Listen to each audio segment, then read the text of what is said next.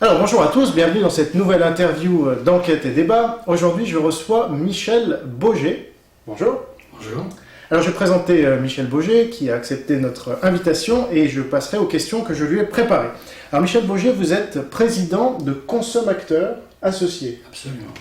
Et gérant de la boutique de l'écologie Consomacteurs Associés. Également, oui. Voilà. Alors, vous réalisez une sélection des meilleurs éco-produits du marché pour une décroissance douce, pour l'avenir de l'homme et la sauvegarde de la planète. Absolument. J'ai repris ça sur votre site. Et je revendique. Vous revendiquez. Alors, Consomacteurs Associés, c'est une boutique en ligne, donc sur www.consomacteurs.com, mais c'est aussi une boutique physique, donc sur Paris, dans le 14e. Alors, j'ai noté l'adresse 41 rue du Quédic. Le métro dans le le plus proche. 14e, Mouton du Vernet. Mouton du Vernet. Et c'est aussi une association de défense de l'environnement par la consommation responsable. Voilà. Absolument. Alors, première question pour vous connaître, parce que j'imagine la plupart des gens ne vous connaissent pas, parce que vous passez rarement dans les médias. Rarement. Voilà. Depuis combien de temps est-ce que vous existez et d'où vous est venue l'idée de cette initiative? D'accord. L'association existe depuis 2002. Je l'ai créée suite à un échec. Moi j'ai un grand principe, c'est pourquoi faire compliqué quand on peut faire simple. Ouais. J'ai passé une vingtaine d'années dans la presse, en tant que vendeur d'espaces publicitaires. Et un métier relativement difficile, surtout que j'avais un savoir-faire, c'était la création de nouveaux médias. J'étais un baroudeur de la vente, j'allais sur un nouveau créneau et puis je défrichais. Et en général, je trouvais beaucoup d'argent, ne serait-ce qu'au premier numéro. Donc je me trouve en pré-retraite relativement jeune et je me dis, tiens, j'ai un savoir-faire. Ça fait une trentaine d'années que j'essaye de donner du sens à ma vie professionnelle avec des fortunes diverses, plutôt pas tellement... Vous expliquez notamment que vous avez failli tout perdre à un moment. Oui, j'ai failli tout perdre parce que je suis un aventurier. Donc je me suis dit, maintenant que je suis à la retraite, que je suis un petit rentier, eh bien je vais pouvoir enfin faire ce que je veux faire. Et comme je savais aller chercher de l'argent pour créer un magazine, je crée le guide des écoproduits domestiques. Un guide qui était destiné à être vendu chez les marchands de journaux. Je savais faire, donc ça ne posait aucun problème. Donc je trouve un éditeur, je trouve une équipe rédactionnelle et je vais au charbon. Et là, je vous fais court, au bout de 3 mois, j'ai vu que je n'y arriverais à rien. C'était le plus grand échec de ma vie professionnelle de vendeur d'espaces publicitaires sur un créneau que je maîtrisais parfaitement. Alors ça m'a fait poser des questions essentielles. Qui étaient en résumé, ils sont trop cons en haut de la pyramide sociale. Je vais aller voir en bas, il y en a autant, mais ils sont plus nombreux, donc il y a peut-être quelque chose à faire.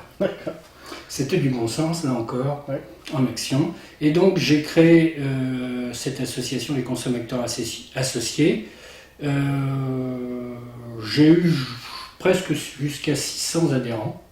J'allais sur des mini-salons, Quel était le but de cette association? C'était de promouvoir la consommation, de dire aux gens, écoutez, vous avez un pouvoir fantastique que vous n'utilisez pas, utilisez-le.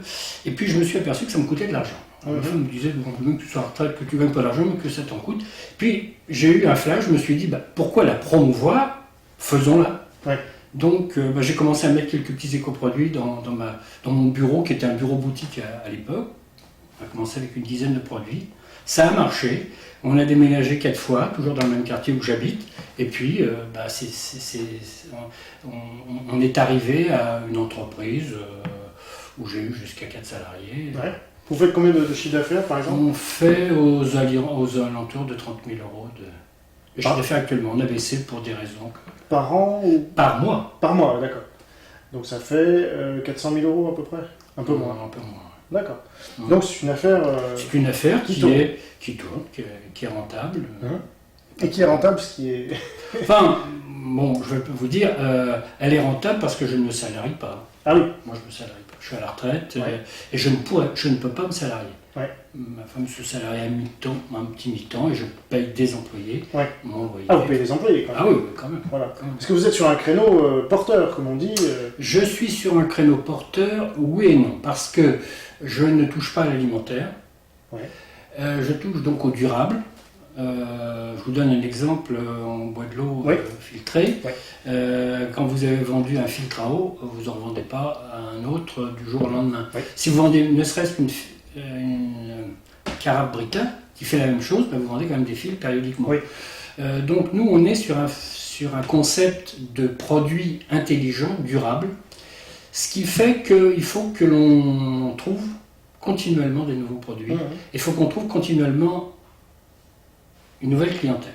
Alors, je mets un petit bémol, c'est que pour la viabilité de notre entreprise, j'ai décidé de faire quelques compléments alimentaires. Je ne touche pas à l'alimentaire en tant que soi, ouf, mais dans le monde du bio, du bien-être, il y a une clientèle qui s'intéresse aux compléments alimentaires et aux cosmétiques bio. Donc nous avons 2 gammes extrêmement pointues de cosmétiques et compléments alimentaires qui nous amènent le consommateur. Très bien. Alors, bon, on peut commencer par la boutique parce que l'association continue. Moi, j'ai été obligé, pour des raisons de gestion de l'entreprise, de mettre je ne continue plus à chercher des adhérents. Ouais. Pourquoi ? Parce que j'estime, par mon action et par mes ventes, contribuer à la consommation. Comme je vous ai dit, ça ne sert à rien de la promouvoir, on l'a fait, on est dans l'action. Ouais. Donc il y a de la cohérence, et pourquoi faire compliqué quand on peut faire plus simple ? Donc on fait simple, et ça me suffit. Alors l'association, je l'ai gardée pour avoir quand même une vitrine d'idées. Parce que là, ma boutique, c'est une vitrine de produits. Moi, je vous l'ai dit en préambule, je suis quelqu'un qui recherche le sens. Et ça fait une 30aine d'années que je pense que notre société marchande telle qu'elle est aujourd'hui va au casse-pipe et qu'il fallait faire quelque chose. Donc, j'ai beaucoup réfléchi et j'ai mis tout ça noir sur blanc. Si vous avez vu les éco-sujets, éco-actions, enfin, la philosophie d'action des consommateurs associés. Pour que ça ait du peps, parce que si c'est pas basé sur des concepts incontournables, ça va être comme beaucoup de choses dans la politique, ça va aller très loin. Tout à fait, alors on va y revenir, mais juste avant, sur la boutique, j'avais quelques questions. Combien vous avez de références, par exemple ? Je les ai pas, c'est aux environs de 500 à 550 références. Donc je vous invite à aller visiter, c'est très intéressant, parce qu'on voit des produits, vous me le disiez juste avant qu'on commence cette émission, vous ne vendez pas, par exemple, la Brita, parce qu'on en trouve partout. Oui. J'essaye de proposer ce qu'on ne trouve pas. Je vous donne un exemple. Chacun a un porte-savon, voire 2 porte-savons à la maison, un dans l'évier, dans la cuisine, l'autre dans la salle de bain. J'ai fait une étude de marché. 80% des porte-savons en France sont des porte-savons réceptacles dans lesquels on pose le savon et puis le savon baigne dans son jus. Donc il s'use plus parce qu'il s'use par l'eau du bain que parce qu'on se lave avec. Moi j'ai un porte-savon qui contient un aimant. Le porte-savon contient un aimant, on met une petite capsule d'inox dans le savon et il dure 3 fois plus longtemps et il pollue donc 3 fois moins les rivières. Pour le même usage qui est de se laver avec. Alors on parle même pas évidemment des pouces pousse-pousse ou pousse-mousse ou je sais pas comment ça s'appelle. Moi je suis contre parce que le pousse-mousse c'est un produit en soi qui est sympa, qui est pratique, qui a tout. Mais pour moi c'est un produit typique de la société de consommation. C'est-à-dire qu'il induit, si vous voulez, une surconsommation. Bon, à part des gens très conscients qui vont appuyer un tout petit peu. Mais pourquoi utiliser un savon liquide alors que d'avoir un savon solide, on va en mettre une fine pellicule qui va durer beaucoup plus longtemps. Donc là, Jean Moussan. Donc toutes nos sélections sont basées sur des analyses de cet ordre-là. Oui, parce que la critique que certains, moi le premier d'ailleurs, émettent, moi je fais partie des Verts au début il y a très longtemps, mais une critique qu'on peut émettre aux écolos en général, c'est de vouloir une société décroissante jusqu'à devenir un peu quasiment SDF, vous voyez. Ça serait un peu le modèle. On dit toujours, vous voulez nous ramener à la bougie, quoi. La bougie, c'est souvent. Alors, moi, je ne sais pas jusqu'où il faut aller, mais c'est pas ça le problème. Le problème, c'est ici et maintenant, on fait quelque chose et on se dirige dans là où on sent. Dans le bon sens. Ça, dans le bon sens. Donc, est-ce que vous pensez qu'on puisse promouvoir l'écologie par l'économie ? Absolument, puisque c'est ça. Alors, est-ce que vous pouvez nous expliquer ça ? Parce que justement, il y a aujourd'hui une dichotomie entre libéraux et anti-libéraux. Bon, alors je vais vous donner l'exemple d'un de nos produits phares. c'est pour moi le sommet de la bêtise de la société de consommation. On arrive à vendre, je vais vous donner, on a le droit de dire des marques. Ouais. Bon, on n'est pas à la télé là. On n'est pas à la télé. Donc vous avez les deux leaders du marché, c'est Evian et Vittel. Ouais. Ils font des bombes aérosols qui vous permettent de se brumiser quand il fait chaud. Ouais. Pourquoi pas. Ouais. Si ce n'est que c'est jamais que de l'eau d'Evian, si on parle. J'espère pour eux, oui. C'est la même. Ouais. Moi j'ai un brumisateur rechargeable. Ouais. C'est-à-dire qu'il suffit de faire 10 mètres de plus dans le magasin, d'aller chercher une bouteille d'eau d'Evian, de le mettre dans le brumisateur, on l'appelle l'éco-aérosol. Mm-hmm. Et puis la soupape, c'est une pompe. Ouais. Le dessus du flacon, c'est une pompe. Et il suffit de pomper. Et après, on a le même résultat ouais. qu'un aérosol avec gaz, ouais. qui dure que quelques jours. Donc notre éco-aérosol va durer des mois, voire des années. Il y a des gens qui l'ont pendant 3 ou 4 ans. Bon, bien sûr, il faut investir dans un éco-aérosol, 6 euros. 6 euros. 6 euros, alors que les petits éco-aérosols valent peut-être 3-4 euros, mais en bout de 15 jours, il n'y a plus rien. Ouais. Donc, nous, pour 6 euros, on va pouvoir garder un produit qui va nous permettre de se brumiser pendant 3-4 ans quand on en aura besoin, avec la même eau, et on peut se brumiser 30 fois moins cher. Oui, c'est pas 15% de Darty qui dit ouais. Si vous trouvez moins cher, je vous rembourse la différence. Moi, j'ai démarré ce produit en disant à la foire de Salon Agricole, un brumisateur. Ouais. Au salon agricole en disant aux gens, écoutez, moi je suis plus fort que Darty, mon produit permet une économie de 30 fois, donc si dans l'enceinte du salon agricole vous me trouvez un seul produit plus génial que le mien, je vous le rembourse 30 fois. J'ai vu que cet argument-là était bon, ouais. J'en ai vendu 50 dans l'après-midi et je me suis dit, ça y est, je tiens une bombe virtuelle, parce que ouais. Une bombe aérosol, ouais. Mais qui va dans le bon sens. Donc pour vous, l'économie peut être au service de l'écologie aussi ? Absolument. Ouais. Absolument. Ça, on a du mal à... Oui, mais alors je vais vous donner un exemple. Tout simple pour passer à un autre registre qui est pas le mien, mais je suis un fervent défenseur de l'agriculture biologique, on parlait tout à l'heure de référence. Pourquoi ? Parce que dans une de mes vies professionnelles passées, aux alentours de 30 ans, après ma prise de conscience écologique, j'ai voulu mettre mes compétences de vendeur, je n'étais déjà pas trop mauvais vendeur à l'époque, au service de l'agriculture biologique. Et j'ai travaillé pour un des plus grands acteurs du monde de la distribution de fruits et légumes de Rungis. D'accord. Et je m'étais proposé, puisqu'ils ne cherchaient personne, mais je leur ai dit, écoutez, moi je veux sortir le bio de ces petites bouclards qui à l'époque vendaient un cajou. Il y a 30 ans, oui. 30 ans, c'était l'horreur. Ouais. Donc je leur ai proposé un coup de main, et puis là ça a été encore un échec total, puisque il y a 30 ans, personne n'était prêt à sortir des magasins de diététique. Ça s'est produit 20 ans après. Donc j'étais 20 ans en avance. Alors pourquoi je vous parle de l'agriculture biologique ? Eh bien, l'agriculture biologique constitue l'exemple parfait d'un type de société où l'économie et l'écologie sont compatibles. Pourquoi ? Parce que, en fait, notre société de machines, de produits chimiques, n'a qu'un intérêt, c'est qu'il y ait de moins en moins de main-d'œuvre et que ça aille de plus en plus vite. Et que on se fout même si c'est bon ou pas bon, c'est cueilli, c'est pas mûr, et le critère principal, c'est que ça se garde pendant la livraison, que ce soit transportable. C'est une assez belle gueule, bon, mais on s'en fout que ce soit bon, on s'en fout que ce soit sain. Alors, ça change, bon, sinon il n'y aurait pas le boom qu'il y a sur l'agriculture biologique. Mais revenons à votre question, l'agriculture biologique est créatrice d'emplois. Oui, parce que par définition, il y a besoin de main-d'œuvre. Voilà. En plus, on est dans une économie vivante, alors que l'économie dont on nous parle tous les jours sur la plupart des médias imbéciles, c'est une économie qui est coupée en fait du vivant, de l'homme et de la nature. Donc ça n'est même pas une économie quand on y pense bien. Ce sont des flux, et la plupart des économistes intelligents, mais il n'y en a pas beaucoup, je peux vous dire sincèrement, c'est comme les hommes politiques, il n'y en a pas beaucoup, mais les quelques économistes qui ont une conscience et un cheminement d'ordre intérieur vous diront tous que c'est pas de l'économie dont on nous parle sans arrêt. C'est pour ça que ça peut pas marcher. Et la preuve, la finalité, c'est quand même pas qu'on aille tous se délocaliser en Chine et en Inde. Idéalement, oui. Mais alors, vous me disiez, vous avez vu l'interview de Gilles Rivière-Bechstein qu'on a réalisée. Qu'est-ce que vous en avez pensé, notamment de l'argument selon lequel l'agriculture biologique serait aussi...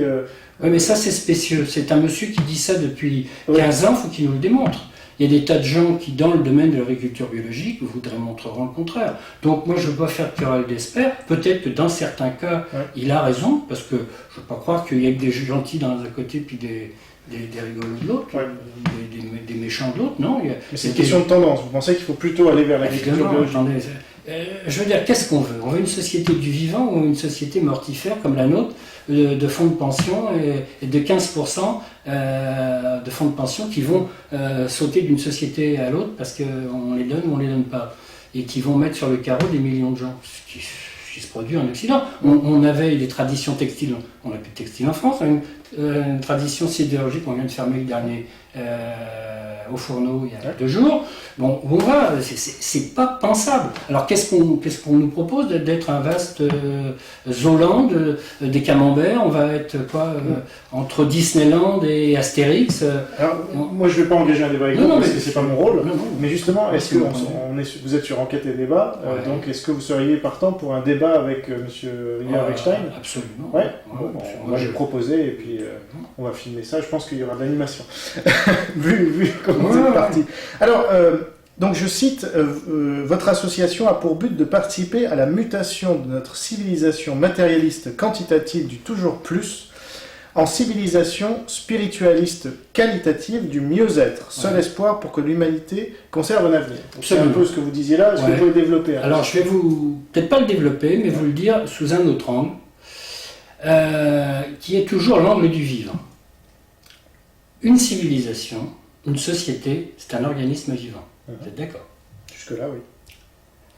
Or, nous sommes à une période de l'histoire de l'humanité connue. Moi, je ne sais pas si les Atlantes ont existé, mais de ce que je connais, enfin que je crois connaître, c'est la première fois dans l'histoire de l'humanité où on est aujourd'hui 7 milliards et que commence à manquer de matières premières, commence à manquer de cuivre. Les Zoulous, ils vont décrocher les rails, les caténaires pour faire du cuivre. Ça veut dire que le cuivre a déjà pris l'argent, tous les métaux, ça flambe. Donc il y a de moins en moins de métaux. On s'attend tous à ce que le pétrole va commencer. Donc il va y avoir moins d'énergie, à moins qu'on miracle, on trouve des énergies libres, pourquoi pas. Mais pour l'instant, on n'en voit pas beaucoup. On ne les voit pas arriver. Alors, c'est la première fois dans l'histoire de l'humanité où une croissance infinie dans un monde qui est fini, parce qu'il est fini maintenant notre monde. À moins qu'on aille, on n'a pas encore, on n'essaime pas dans les étoiles. Pas encore. Puis c'est pas prévu à court terme. Donc, on est obligé de faire avec ce qu'on a. Donc, se limiter. Or, c'est une loi du vivant. Un organisme est condamné à progresser, sinon il meurt. Un organisme vivant. Donc, une société condamnée à progresser. Alors, comment on peut faire? C'est tout simple. Vous savez, moi, je n'ai pas des idées fumeuses. La seule façon, c'est de changer de paradigme.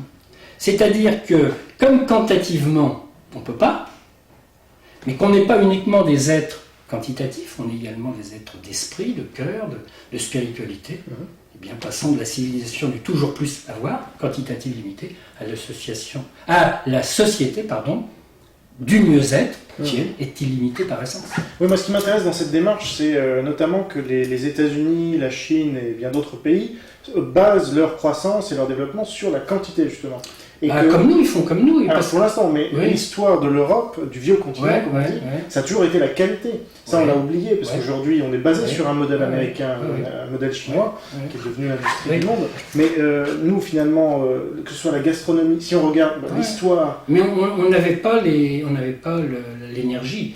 Ça se comprend sur un plan, je dirais, historique. On ne pouvait pas faire autrement. Donc, on a gardé ça, parce qu'on a gardé ça, bien sûr. Mais la France est, pour moi, le pays de la Renaissance. Moi, j'ai des idées là-dessus. Je pense que on n'est pas les seuls à avoir une culture, à avoir une spiritualité, et heureusement, mais pour un certain nombre de raisons que je ne vais pas vous développer ici, la France est particulièrement bien placée sur le plan... Si vous pouvez résumer en... pour moi, c'est le microcosme de la planète. La France. Vous voulez dire en termes de climat En termes de tout. De tout, puisque, vous le savez bien, c'est un pays qui n'est pas si grand que ça, mais on a de tout. On a des airs, on a des montagnes, on a des marécages, on a beaucoup de côtes, on a des glaciers, on a de tout. Puis on est Alors moi j'ai voyagé un petit peu dans des pays, vous allez au Brésil, au Canada, Ouais. Bon, vous faites des centaines par des milliers de kilomètres, c'est toujours le même paysage. Vous faites 50 kilomètres, et c'est donc quelque part un microcosme. Puis on est au carrefour de pas mal de cultures. Oui, alors j'allais vous dire, ça c'est sur le plan géographique, mais sur le plan historique, nous sommes le bout du continent. On déferlait de Attila, tout le monde, on les a tous eus, hein, donc on est le fruit de toutes ces brassages culturels, religieux, même physiologiques. Hein. Physiologique, oui. Mais de toute façon, moi, cette notion de qualité me paraît particulièrement féconde. Absolument. Contrairement à celle de quantité. Oui, mais les autres sont des...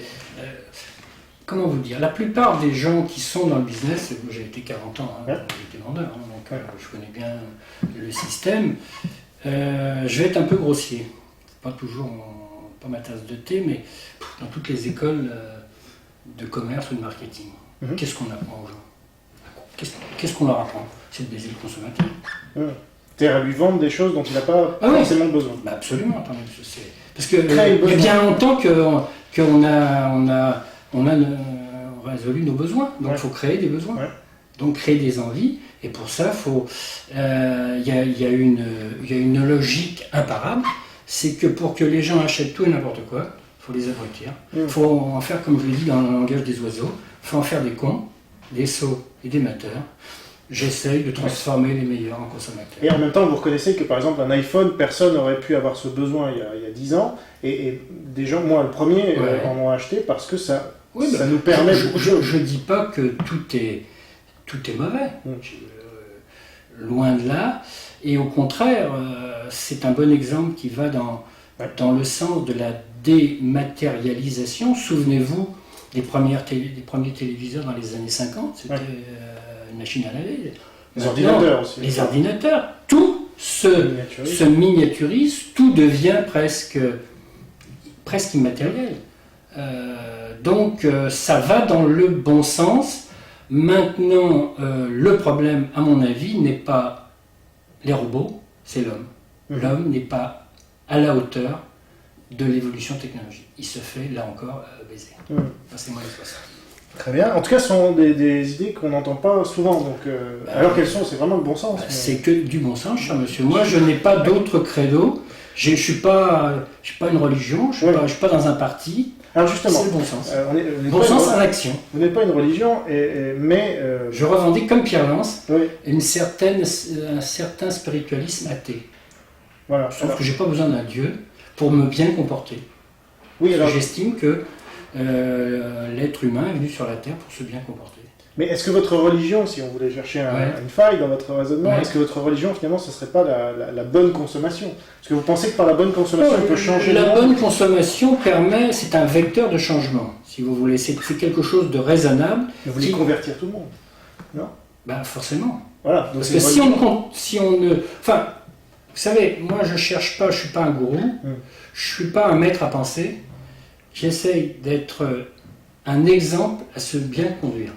Pas mal. Puis si les gens voient que c'est cohérent ce que je fais, ils font peut-être comme moi. Les gens, vous savez, j'ai tendance à dire qu'ils sont pas brillants, mais d'un autre côté, c'est parce qu'on leur présente rien de bien. Quand on leur présente des choses belles, regardez un film comme Le l'ours de Jean-Jacques Hano. Qu'est-ce qu'il aurait pu penser que l'ours, une histoire d'ours, alors que c'est du pampan, du cul, l'ours il fait un tabac. Donc quand on présente aux gens grâce à des gens comme vous, qui savent donner la parole à des gens intelligents et qui ont du bon sens, moi je crois qu'il y a de l'espoir. Jusqu'à présent, c'est vrai, on rame parce que la plupart des journalistes, vous savez très bien, sont fermés au bon sens. C'est pour ça qu'on a créé Enquête et Débat. Dernière question. Vous avez un grand avenir. N'est-ce pas? Grâce à des gens comme vous aussi qu'on peut interviewer, parce que il y a un problème de médiatisation, certes, mais il y a aussi un problème d'entrepreneurs. On va s'aider mutuellement. J'en doute pas. Déjà, on renvoie les gens à votre boutique parce qu'ils peuvent trouver là des choses concrètes dont ils ont besoin réellement. Et qui font du bien à la planète, entre guillemets, au lieu de lui faire du mal. Oui, et puis qui font pas de mal à leur portefeuille, parce que souvent, je dis pas pour tout, mais souvent, ils font des économies en même temps. Moi, j'ai démarré avec un concept d'économie, d'écologie, et j'étais furieux quand Nicolas Hulot, qui il y a une dizaine d'années, dans un colloque de 1500 personnes, disait « Ouais, bon, l'écologie, c'est bien, mais enfin, ça coûte cher. » Écoutez, vous faites un peu rigoler. Moi, je fais ça depuis quelques années. C'est le contraire. C'est le contraire. Ouais. Mais il ne savait pas ce que c'était qu'un éco-produit. C'est ça. Et parce que lui, il vend des produits Ushuaïa. Oui, mais enfin, lui, il est pour le système. Lui, il vend... Ouais. Vous savez que les produits Ushuaïa sont, à l'origine, n'est pas des produits très écolos. Non, justement. Puis lui, il se balade toujours dans des hélicoptères. Ouais, non, mais c'est le mauvais exemple. Enfin, il est aimé des Français, que voulez-vous. Ah oui. Enfin, selon les journalistes, parce qu'attention, il faut se méfier. Ouais. Statistiquement, il est bien apprécié. Vous êtes sûr, parce que ce sont les journalistes qui font les classements aussi. Bien sûr, bien sûr. Alors, parlons un peu. Je suis pas là pour vous parler. Non, parce que... Mais c'est pour montrer ma différence quand même. Moi, je ne suis pas connu, c'est ce que je dis souvent. Je ne suis pas Arthus Bertrand ni Nicolas Hulot, mais j'ai des choses à dire. Et vous... Je pense. Parlons un peu de la décroissance, parce que vous avez écrit que vous êtes pour la décroissance douce. Douce, oui. Je me suis dit, il y a des médecines douces. Ouais. Pourquoi il n'y aurait pas une décroissance douce? Parce que moi, j'achète de temps en temps le magazine de la décroissance. Ouais. Vous connaissez? Bon, c'est un magazine que je trouve assez plaisant à lire. Ouais. Bon, je suis extrémiste. Et pour moi, c'est quand même très... Comment on les appelle? Ces anarchistes. C'est des anarchistes de gauche. Sont gentils, mais je veux dire, on applique ça demain, c'est la guerre civile. Ouais. Mais c'était un peu ma question. Oui, est-ce qu'on peut souhaiter la décroissance surtout en période de crise? Non, on ne peut pas souhaiter une décroissance brutale, sauf qu'elle va peut-être arriver brutalement. Ouais. Mais on ne peut pas la créer. C'est pas logique. L'homme est un homme de raison et de bon sens. Il n'est pas là pour foutre le bordel dans une société. Il est là, au contraire, pour diriger, pour aller vers des choses qui tiennent debout. Donc, pour moi, et je l'ai écrit, une décroissance qui ne serait pas douce est de l'ordre de l'immaturité totale. Donc, vous n'êtes pas un vilain gauchiste? Je ne suis pas un vilain gauchiste, mais je ne voudrais pas parler de politique aujourd'hui. Non, en fait, c'est les idées. Quand je dis les idées. Oui, gauchiste, c'est une diabolisation. Mais les gens ne savent pas ce que c'est. Mais moi, j'ai posé la question à des hommes politiques en leur disant vous êtes à gauche, notamment à M. Delanoë. Mais pouvez-vous me dire, M. Delanoë, ce qu'est pour vous un homme de gauche et ce qu'est pour vous un homme de droite? C'est très amusant d'avoir leur réponse. Alors, qu'est-ce qu'il a répondu, par exemple? Alors lui, il m'a fait la réponse la plus con. Il m'a dit, moi je suis un homme de droite parce que je suis originaire de Tunisie et moi je les ai vus, les paras, les fachos avec leur mitrailleuse, enfin quelque chose de cet ordre-là. Bon, c'était épidermique. Mais il vous a dit de gauche, parce que vous avez dit il est de droite.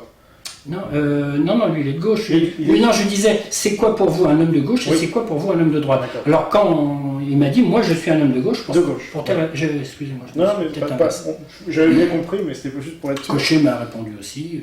Ouais. Parce que la décroissance, vous, j'imagine, vous êtes pour la croissance de vos ventes et de votre... Non, je suis pour une croissance. Bien sûr, on ne peut pas, une entreprise commerciale comme la mienne ne peut pas être en décroissance continue. Mais disons que moi je suis là comme faisant partie d'un épiphénomène. Moi je ne suis pas Bernard Arnault, je ne suis pas à la tête. Vous comprenez, je peux appliquer la décroissance, mais cette décroissance matérielle doit obligatoirement se traduire par autre chose, c'est-à-dire travailler moins. Pourquoi on serait obligé de travailler 35-40 heures alors que... Et puis le problème, il n'est pas le travail. Quand on aime ce qu'on fait, on n'a pas l'impression de travailler. C'est ce que vous travaillez combien d'heures par semaine? 50 heures, 60 heures. Donc, finalement, et puis pour rien encore. Ah oui. Et en plus, moi, pour rien. Et vous ne rémunérez pas. Martine Aubry, qui a fait passer les 35 heures, travaille 80 heures par semaine. Oui, aussi. Donc ça ne la dérange pas. C'est-à-dire quand on fait ce qu'on aime, bien sûr, il n'y a plus de notion de travail. C'est un problème pour ceux, justement, pour les masses... entre parenthèses populaires qu'on a exploité et qu'on a roulé dans la farine. Alors justement, transition vers ma dernière question, à moins qu'il y ait d'autres choses qui vous viennent à l'esprit. Moi, je m'intéresse aussi pas mal aux formes d'exploitation des hommes, et notamment le salariat. Je trouve que c'est pas quelque chose de qualité. Vous voyez, c'est plutôt quelque chose qui favorise la quantité.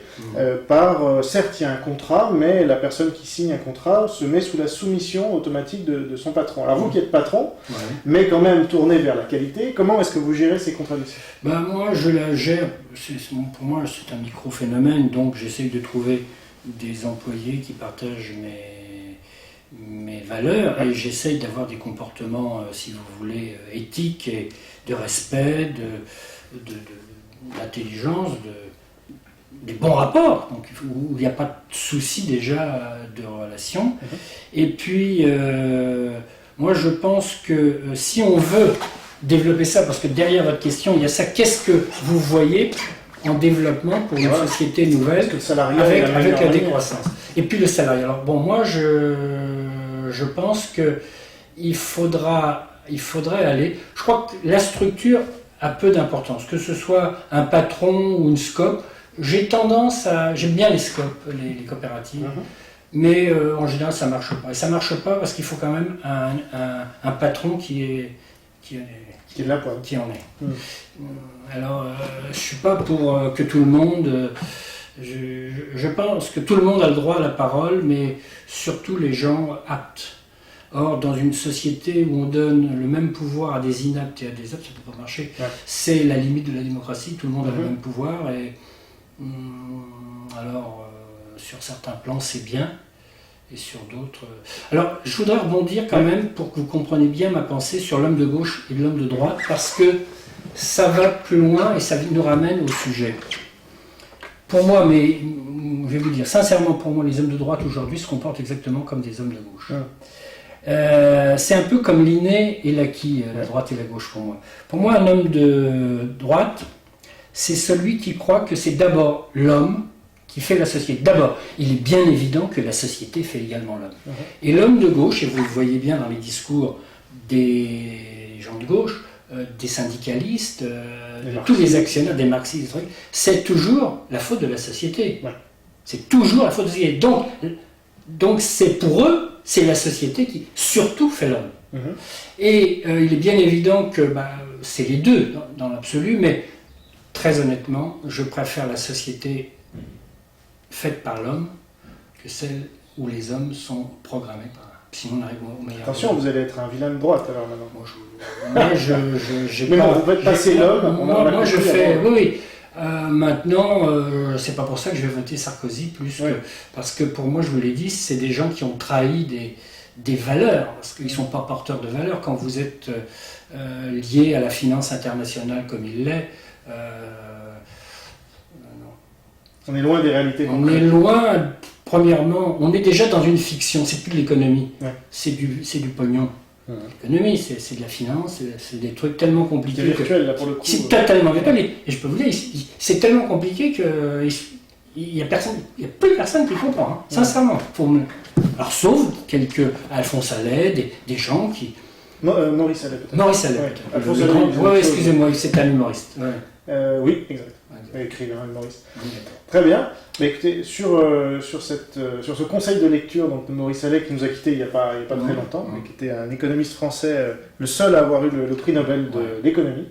Il a parlé d'autre chose que de finance. Tout à fait. Et de réalité concrète. Donc je vous remercie, Michel Bauger, d'avoir accepté notre invitation. Tout plaisir pour moi. Voilà, merci à vous d'avoir suivi cette interview jusqu'à son terme. Donc visitez le site de Consomacteur Associé, www.consomacteur avec un seul m.com, et à bientôt pour une nouvelle émission. N'oubliez pas que la liberté d'expression ne vaut que si elle est partagée par tous. Au revoir.